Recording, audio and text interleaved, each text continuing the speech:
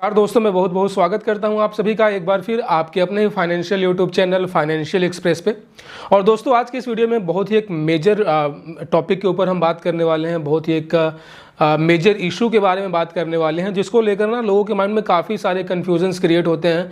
लोग काफ़ी ज़्यादा नर्वस फील करते हैं, क्योंकि गाइस जाने अनजाने में हम में से बहुत सारे ऐसे लोग हैं जिनको नॉलेज नहीं होता है और हमारा अकाउंट होता है किसी प्राइवेट बैंक के अंदर। Private bank in the sense कि लाइक HDFC बैंक हो गया, हमारा ICICI बैंक हो गया, एक्सिस बैंक हो गया। इन तमाम बैंकों में जो मिनिमम एवरेज बैलेंस होता है वो हम मेंटेन नहीं कर पाते हैं किसी कारण से। जाहिर सी बात है, कुछ हमारी फाइनेंशियल क्राइसिस रही होगी। और दोस्तों, ये सभी प्राइवेट बैंक्स हैं, इन सभी में जो है आपको मिनिमम एवरेज बैलेंस जो है वो मेंटेन करके चलना मैंडेटरी होता है। अगर आप मिनिमम एवरेज बैलेंस मेंटेन नहीं करेंगे तो उसके ऊपर जो है बैंक आपके ऊपर पेनाल्टी लगाती है।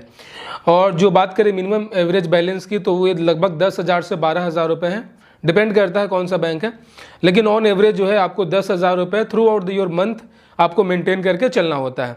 अब गाइज, अगर आपका 10,000 से थोड़ा सा भी कम होगा, लाइक अगर आपका 9,000 भी है, 7,000, 8,000 भी है, तो उस प्रपोर्शन के हिसाब से आपके जो है आपके ऊपर पेनाल्टी लगाए जाएंगे। और उतना जो अमाउंट होगा वो आपका जो बैलेंस होगा, जो अवेलेबल बैलेंस होगा, डिपॉजिट होगा, उसमें से वो कट कर लिया जाता है। बाई चांस अगर हम में से सभी लोगों ने अपना बैलेंस बिल्कुल ज़ीरो कर रखा है, तो अब तो यहाँ पे कोई पॉसिबिलिटी नहीं है कि हमारे उस बैलेंस में से जो है यहाँ पे चार्जेस को कट किए जाएंगे।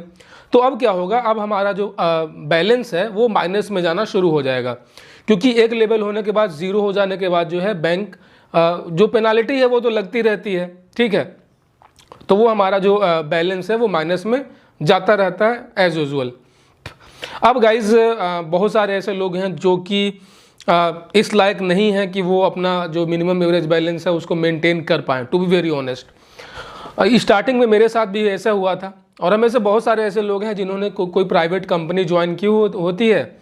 और जाहिर सी बात है, आप लोग जानते होंगे प्राइवेट बैंक में क्या होता है ना कि आपको सैलरी अकाउंट ओपन करवा देते हैं। वो किसी बैंक के साथ उनका पार्टनरशिपिंग होता है, जो मैक्सिमम जो है प्राइवेट बैंक्स होते हैं। ICICI हो गया, HDFC बैंक हो गया।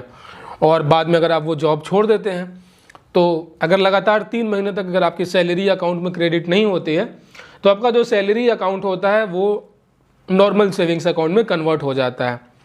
सो अब बात ये आती है कि हमारा बैलेंस जो है वो माइनस में जाना शुरू हो रहा है और आपको आप इस लायक नहीं है कि आप उस बैलेंस को मेंटेन कर पाएँ, या फिर जो पेनाल्टी लगी है, जो अमाउंट माइनस में गया है, उसको डिपॉजिट कर पाएँ।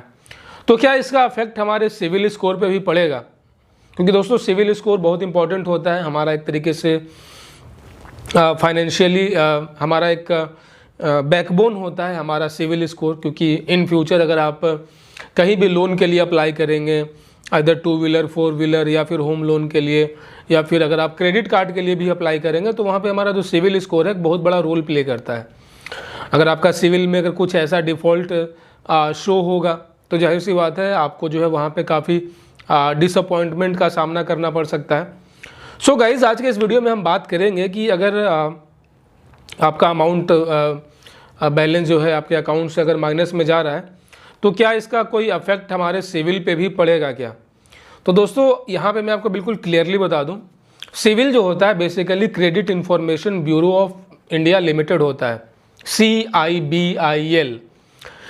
उसका मेन काम होता है कि आपने जो भी ट्रांजेक्शन्स किए हैं, जो भी आपका क्रेडिट ट्रांजेक्शन्स है, उसके ऊपर आपका बिहेवियर कैसा रहा है, टोटली मतलब एक तरीके से यहाँ पे ट्रस्ट बिल्ड करना होता है। कोई भी बैंक या फिर NBFC कंपनी आपको लोन तभी देती है, आपको क्रेडिट कार्ड तभी देती है, जब आप एक स्ट्रॉन्ग आपका एक ट्रस्ट बिल्ड रहेगा उस कंपनी के साथ। और ये ट्रस्ट बिल्ड कब होता है? जब आपने किसी से उधार लिए हों, जब आपने क्रेडिट लिए हों, आपका कोई क्रेडिट हिस्ट्री रहा हो।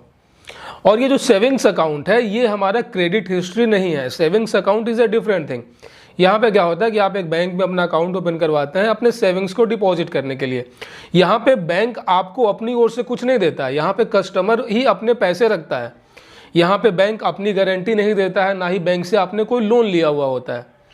तो जब तक आपने कोई लोन नहीं लिया होता है, जब तक बैंक अपनी ओर से आपको कोई पैसे नहीं देती है, तब तक वो सिविल के रिपोर्ट में नहीं जाता है। कोई भी कंपनी, कोई भी बैंक सिविल को तभी रिपोर्ट करती है जब उस कंपनी ने आपको कुछ कैश दिए हो, कैश के बदले आपको कुछ लायबिलिटी दिए हों, कुछ एसेट्स दिए हों। लेकिन यहाँ पे जो हमारा माइनस में जो बैलेंस गया है, ये बैंक ने आपको एज अ कैश प्रोवाइड नहीं किया है, ये एक पेनाल्टी है। और बेसिकली ये पेनाल्टी भी मैं नहीं कहूँगा, ये सिस्टम जनरेटेड इनका ऑटोमेटिक जो सॉफ्टवेयर होता है वो इस तरीके से काम करता है कि एक फिक्स मंथ के बाद, एक फिक्स ड्यूरेशन के बाद अगर अकाउंट होल्डर उतने पैसे डिपॉजिट नहीं करता है तो ये इनका सॉफ्टवेयर होता है, वो ऑटोमेटिकली जो है पैसे कट करना शुरू कर देता है। यहाँ पे कोई भी पर्सन, कोई भी इंडिविजुअल, कोई भी मैनेजमेंट का बंदा कुछ नहीं करता है। और सीधे शब्दों में कहूँ तो हमारा किसी भी बैंक अकाउंट का, इधर प्राइवेट बैंक में हो, गवर्नमेंट बैंक में हो, उसका सिविल से कोई लेना देना नहीं होता है, उनका आपस में कोई कनेक्शन नहीं होता है। बेसिकली ये हमारा क्रेडिट अकाउंट नहीं है, ये हमारा सेविंग्स अकाउंट है। तो इन चीज़ों को आपको समझना होगा। तो अगर आप इस चीज़ को लेकर पैनिक हैं कि अगर आपका बैलेंस जो है माइनस में जा रहा है तो कहीं अगर इससे अगर आपका सिविल कहीं ना कहीं ख़राब हो जाए या फिर इन फ्यूचर आपको कोई लोन लेने में प्रॉब्लम हो जाए, तो दोस्तों ऐसा कुछ नहीं है, ठीक है। सेविंग्स अकाउंट और सिविल दोनों काफ़ी डिफरेंट चीज़ें हैं, इनका आपस में कोई कनेक्शन नहीं है। और जो भी बैलेंस माइनस में गए हैं ना, वो एक सिस्टम जनरेटेड होता है। बैंक कभी भी दावेदारी नहीं कर सकता कि अगर आपका बैलेंस अगर मान लेते हैं कि अगर आपका बैलेंस जो है 5,000 रुपये चले गए, तो बैंक कभी भी उसकी वसूली के लिए आपको ना ही नोटिस भेजेगी ना भी आपको कॉल करेगी।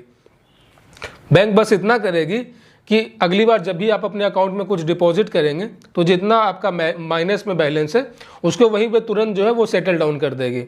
मतलब अगर आपका माइनस में 5,000 रुपीज़ है और आपने जो है बाद में 10,000 रुपीज़ कैश वहाँ पे डिपॉजिट किए, तो ऑटोमेटिकली जो आपका माइनस में बैलेंस था वो वहीं पे सेटल डाउन होकर आपका अकाउंट में जो रिफ्लेक्ट अमाउंट होगा वो 5,000 रुपये होगा।